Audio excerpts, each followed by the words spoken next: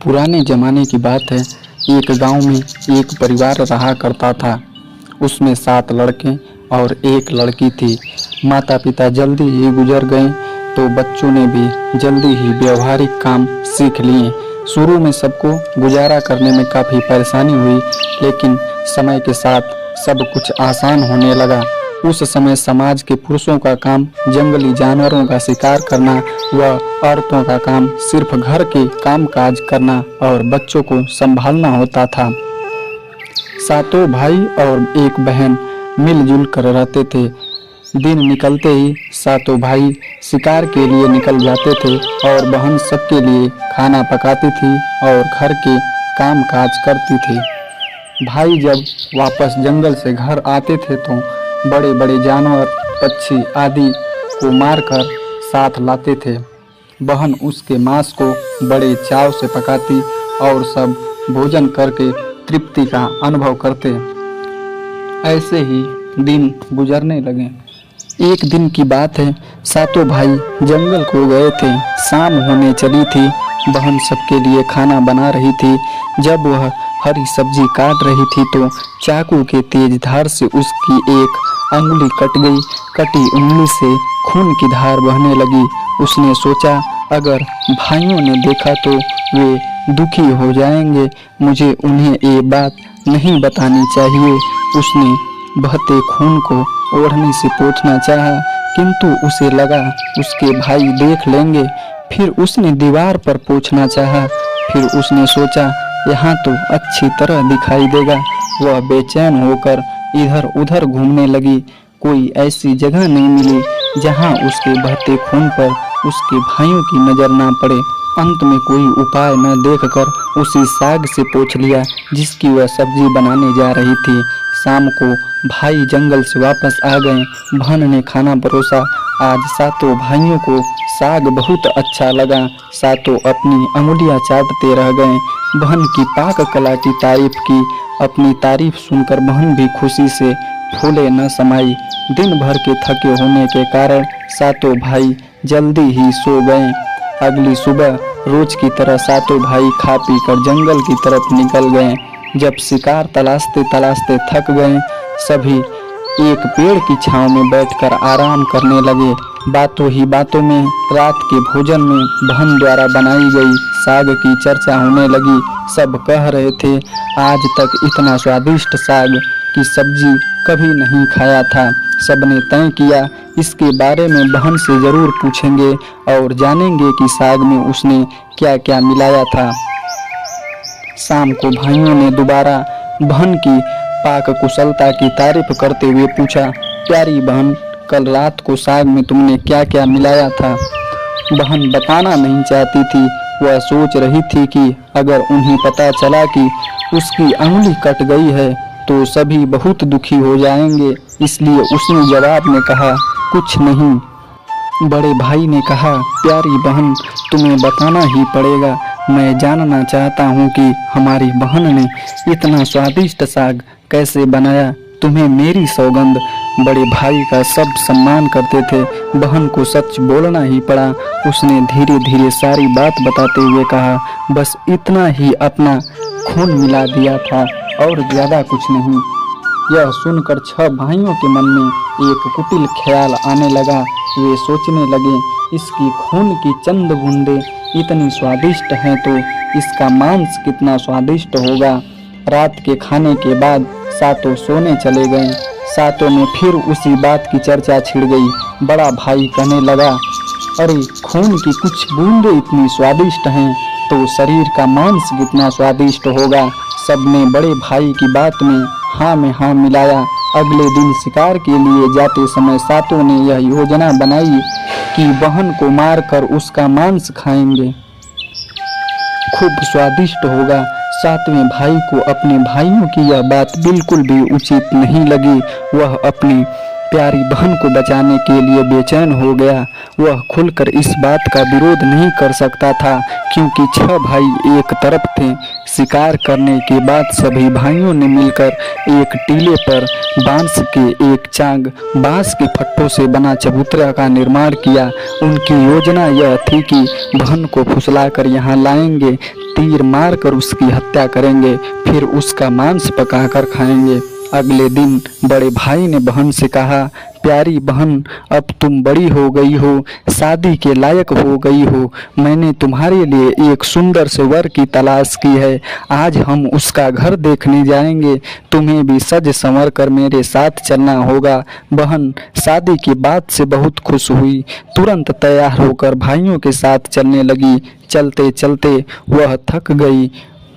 वह बड़े भाई से पूछी, भैया अभी मेरा ससुराल कितनी दूर है? बड़ा भाई बोला, बस अभी पहुंचने वाले हैं। दूर से दिखाई दे रहे टीले पर बने चांग को दिखाते हुए बड़ा भाई बोला, वह देखो तुम्हारा ससुराल जहां तुम राज करोगी। यह सुनकर बहन आनंदित हो उठी। चांग पर पहुंचते ही बड़े भाई ने अन्य भाइयों के साथ मिलके बहन को चांग पर खड़ी करके रस्सी से बांस के खंभे के सहारे बांधने का आदेश दिया।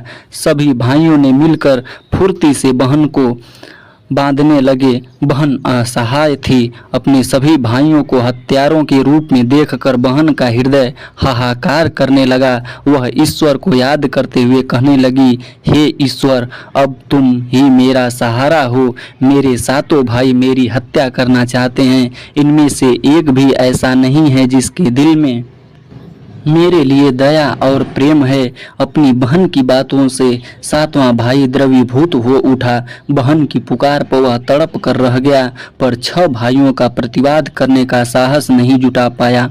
बहन को निर्ममता से बांधने के बाद बड़े भाई ने सभी को बारी बारी से उस पर बाण से प्रहार करने का आदेश दिया। बड़ा भाई हाथों में धनुष बाण लेकर जब प्रहार करने को तैयार हुआ, तब बहन भाई के सामने हाथ जोड़कर करुण स्वर में गाने लगी, मारो मारो भैया छाती में लक्ष्य करके, भैया छाती में लक्ष्य करके, तुम्हारा तीर तुम्हारा धनुष जंगल को जाएगा भैया, मारो मारो भैया छाती में लक्ष्य करके, छाती में लक्ष्य करके, भैया छाती में लक्ष्य करके।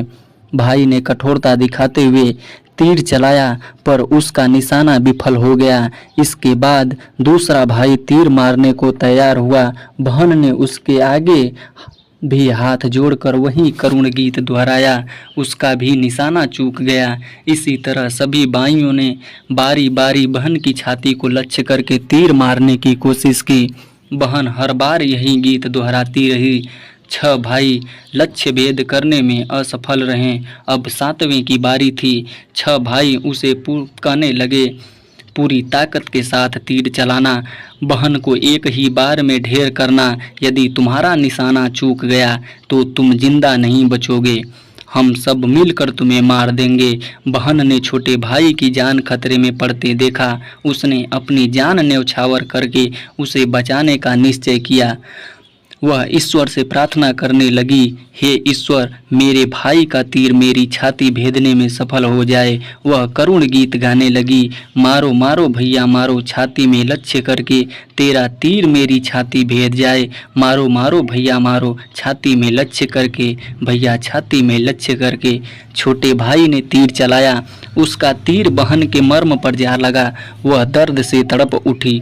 कुछ देर छटपटाने के बाद उसके प्राण पखेरु उड़ गए। वह निस्पंद हो गई। अपनी कुटिल योजना सफल होने पर 6 भाइयों की बाँछें खिल गईं। सातों ने मिलकर मृत बहन का शरीर चांग से नीचे उतारा। 6 भाइयों ने मिलकर बहन के शरीर को बोटी बोटी काट डाली। बड़े भाई ने 7वें को जंगल से लकड़ी और पानी लाने का आदेश दिया।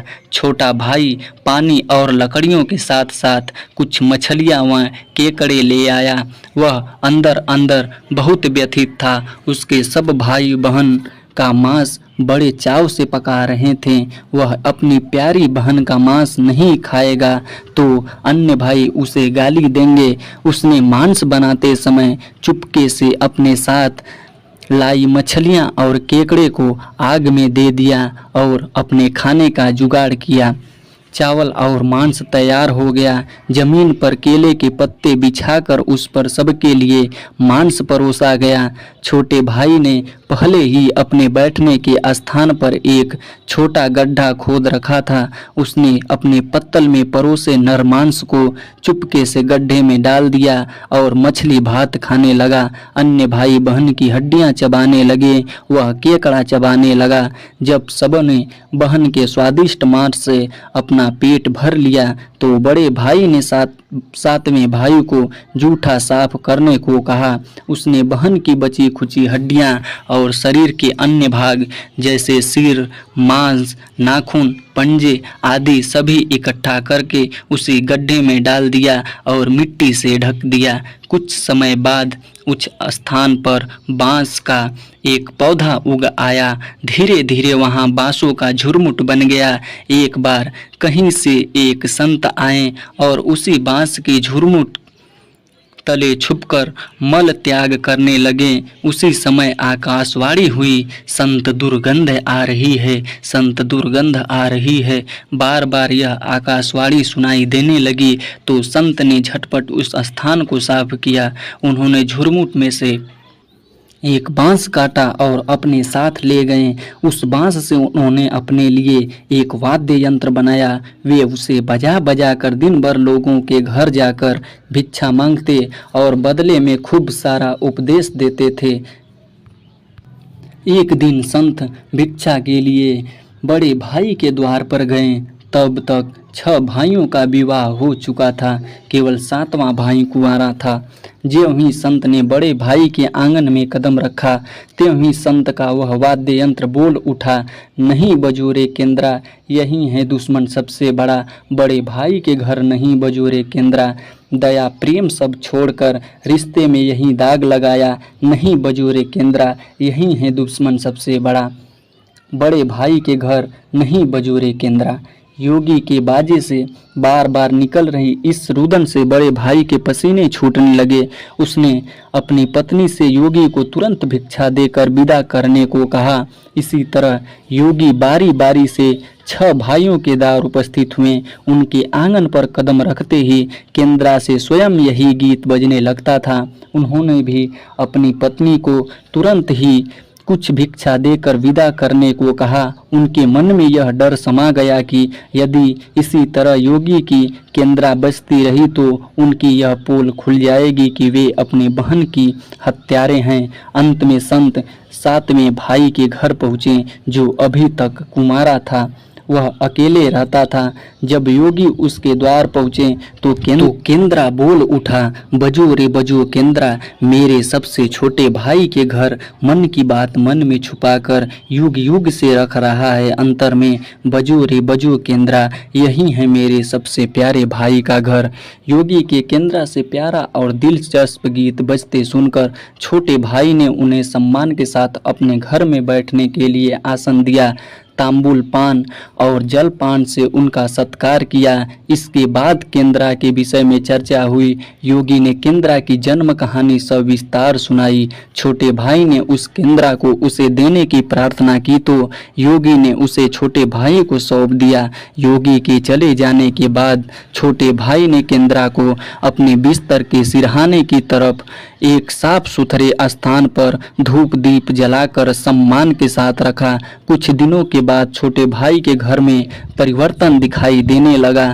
जब वह काम से लौट कर आता तो सारा घर साफ सुथरा पाता। जब रोज रोज यही बात दोहराई जाने लगी तो छोटे भाई ने अपने भाभीियों के घर जाकर पूछा, मेरी गैर हाजिरी में आप लोग मेरा घर साफ करती हैं क्या? सभी ने जवाब दिया, हमें अपने घर के काम काज से फुर्सत नहीं है, तुम्हारा घर कैसे साफ करती? छोटे भाई ने निश्चय किया कि आज वह छुप कर देखेगा कि उसका घर कौन साफ करता है। वह घर के एक कोने में छुप गया। घर सुनसान होते ही स्थापित केंद्रा से उसकी बहन की शक्ल की एक लड़की निकली, घर का सारा काम किया और फिर उसी केंद्रा में समा गई। छोटे भाई ने यह बात अपनी बड़ी भाभी को बताई। बड़ी भाभी ने उसे समझाया, ज्यों ही केंद्रा से लड़की बाहर निकलेगी तो केंद्रा को आग के हवाले कर देना, फिर उस पर तुलसी जल छिड़क देना, फिर देखना क्या होता है। छोटे भाई ने भाभी के कहे मुताबिक काम किया। उसने लड़की को निकलते ही केंद्रा को आग में डाल दिया और लड़की पर पवित्र तुलसी जल का छिड़काव किया। तुलसी जल के स्पर्श से वह मानव रूप में आई। भाई ने देखा यह तो उसकी प्यारी बहन है। उसने अपनी बहन को गले से लगा लिया। उसके बाद दोनों भाई बहन बड़े प्रेम से जीवन बिताने लगे। इस कहानी से हमें यही सीख मिलती है, निस्वार्थ प्रेम ही रिश्तों को बनाए रखता है। रिश्तों को कलंकित करने वाले कभी छुप नहीं सकते। अगर आपको ये कहानी पसंद आई तो इस वीडियो को लाइक करें और अपने दोस्तों के साथ ज़रूर शेयर करें। धन्यवाद।